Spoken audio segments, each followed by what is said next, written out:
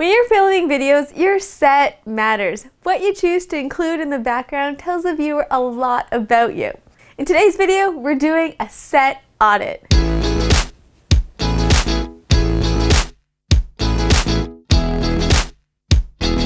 There are four main things to consider when determining a spot for your set.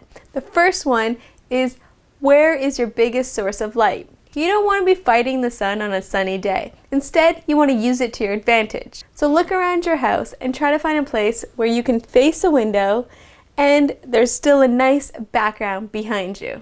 So I could film just like right here somewhere where my desk is, or sometimes what I do is sit on the floor in my bedroom and stick my tripod on a chair and just film like right here. So that's like sometimes where I film. Well, the main thing I see wrong with that is just the distance between you and your background. So You're very close to that wall. Like if you were to separate away from it a little bit more, then it would make more sense. Okay, sounds good. So like maybe where my desk is right here, do you think this is the best spot? So from your desk, just move your camera like all the way around. Okay, so this is my desk right now where it is. And so this is like the wall. There's the wall right here. And then that's like my bedroom into my living room. And then there's the windows right there. Nice.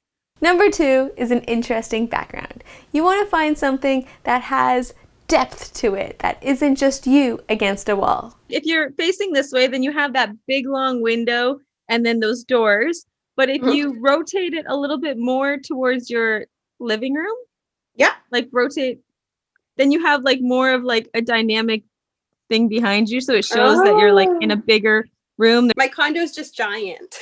Yeah. And it allows you to have like more depth within your shot. So it's more interesting than just having the doors behind you. Okay. So something like kind of like here. Is that what you're thinking? And then make sure your camera is straight. Number three, make sure there's no distracting things in your shot. So if there's anything that distracts the viewer from you, eliminate it from your shot. The only thing that's really sticking out for me is you have something red in the doorway.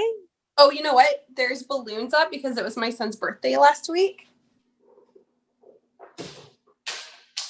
All right, balloons are down.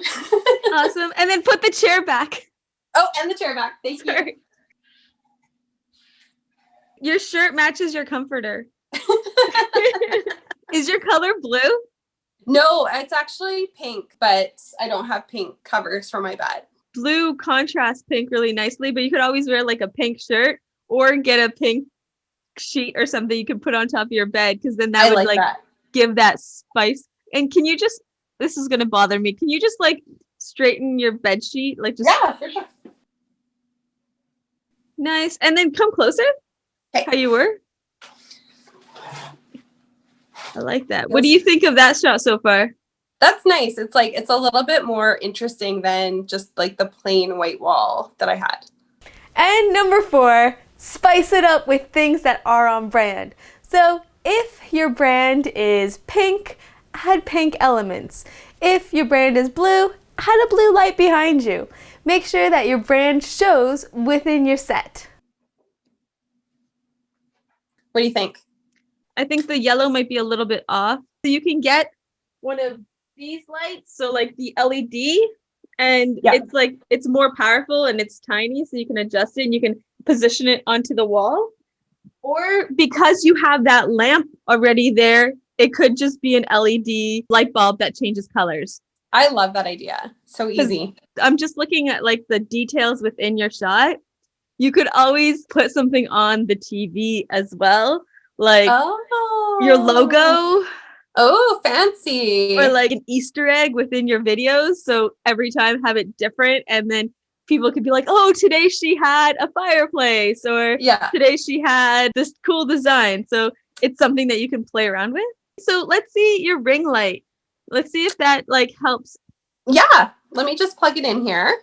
And I think I can actually adjust the color temperature as well. Yeah, there we go.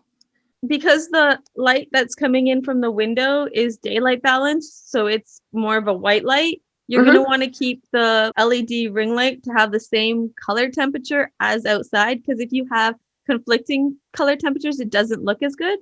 Right. So you want to set it to white as well. Okay, so this is as white as it goes. Perfect. It's kind of blinding. I can see the light coming on one side from the window, and then the LED light, it just like smooths it out on the other side. Okay. So it makes it look a little bit more bright on your face. Okay, so I have it just above my phone. Is that the right kind of position for it, or should I have it somewhere else? Well, the best is to have it slightly above your eye level and tilted down on you.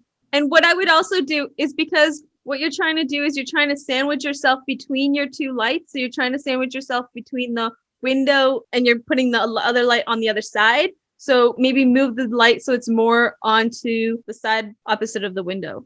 Okay, let me try that. There we go. So that's a little bit over on this side. Yeah, and then that won't be as direct in your eyes, and it'll probably be a lot smoother for when you're filming.